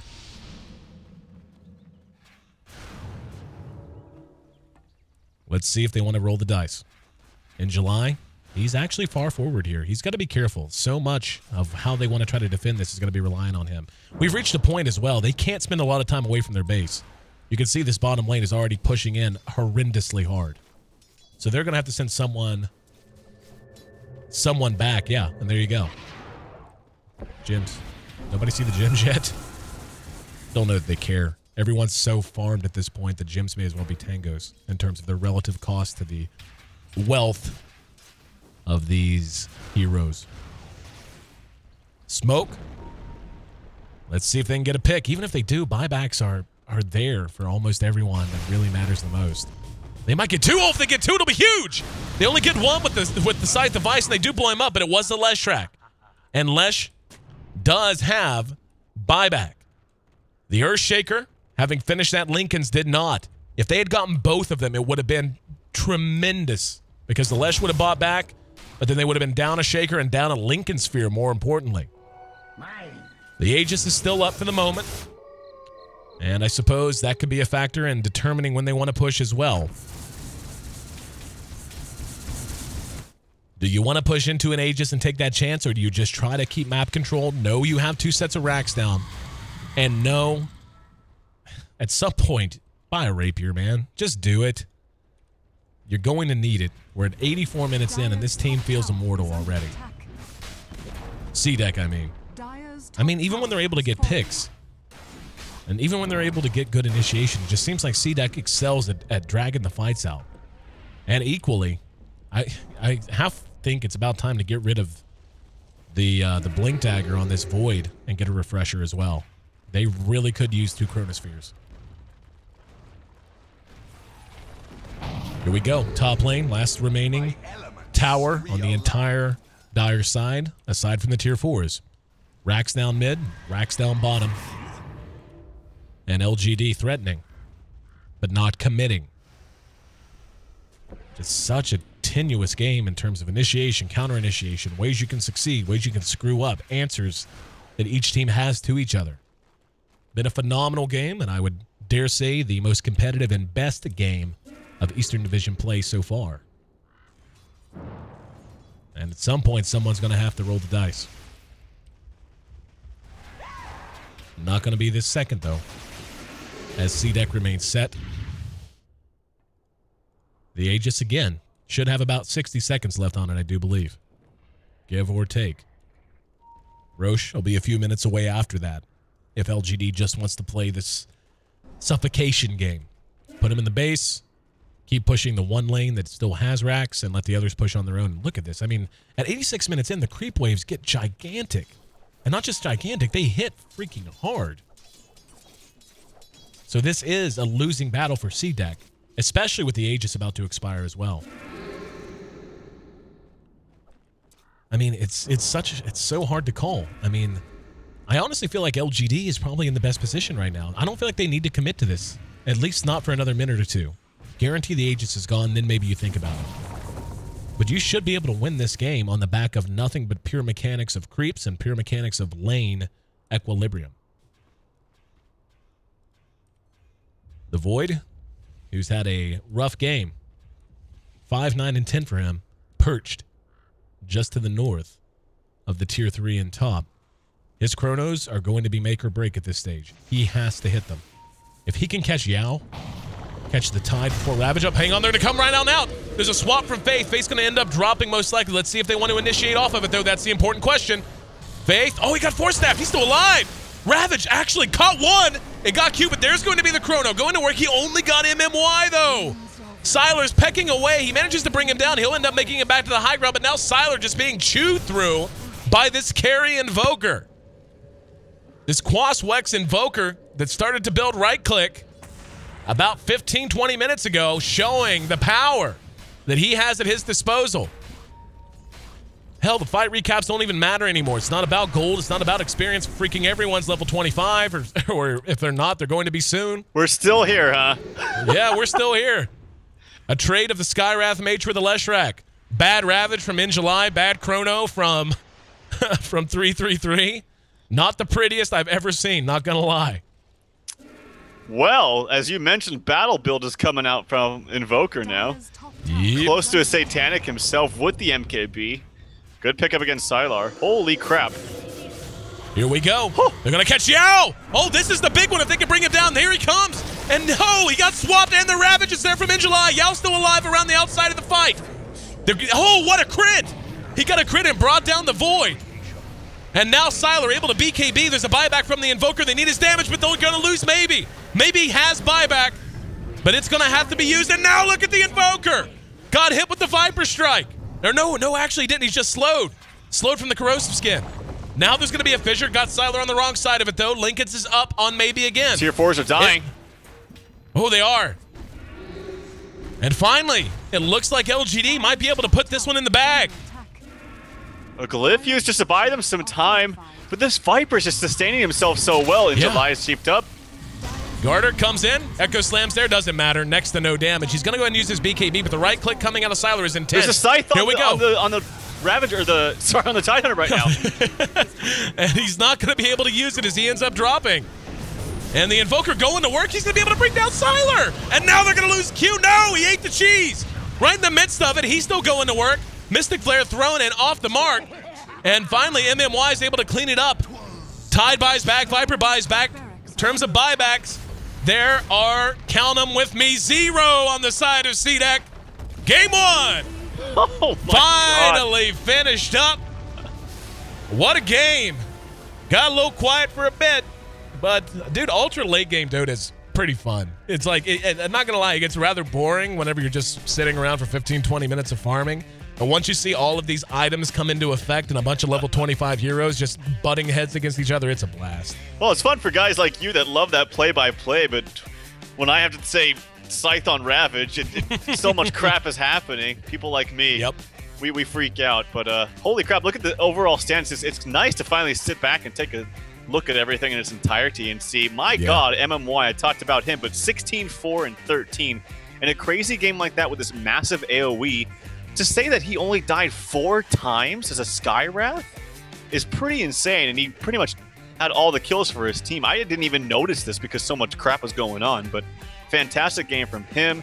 Sylar with a very sound build on Viper. It seemed like for the longest time it could have gone either way, but finally they were able to break the base and get those double racks, which really changed the game. They could just press the issue up the top lane, and it was just a little bit too much for CDEC. I actually feel like if the Invoker had come online a little bit quicker in terms of switching to the right-click build, they would have been in good shape. I feel like with that extra damage we saw him outputting late, if they had that just 8 minutes, 9 minutes, 10 minutes earlier, it could have made a huge difference. The Invoker, how about the Void, man? He had the second least CS on his team. Holy crap, he did. The Earthshaker was within 100 CS of him. The Earthshaker was within 70 GPM of that Void. I think if I was to spot a problem, I'm not going to point I mean, he really needed more damage items. He went for a Blink. Did it really seem that effective? I'm not so sure. And he didn't have an MKB for the Butterfly, which they really needed, as we saw the Invoker pick that up towards the late stages of the game. But nonetheless, crazy 90-minute game to start things off for this best of 3. All right, guys. That sure was a fun one. And by the way, I'm not sure if you guys are seeing this, an empty chair. I'm not sure what's gone wrong with the camera. I am sitting in front of the camera. I just switched to it.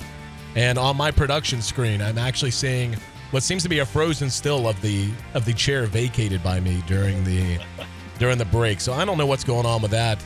This is a chair. I'm a chair, and Trouf's the fridge, and we're talking to you about Dota 2. Game number 2 of this best of 3 coming up after a 90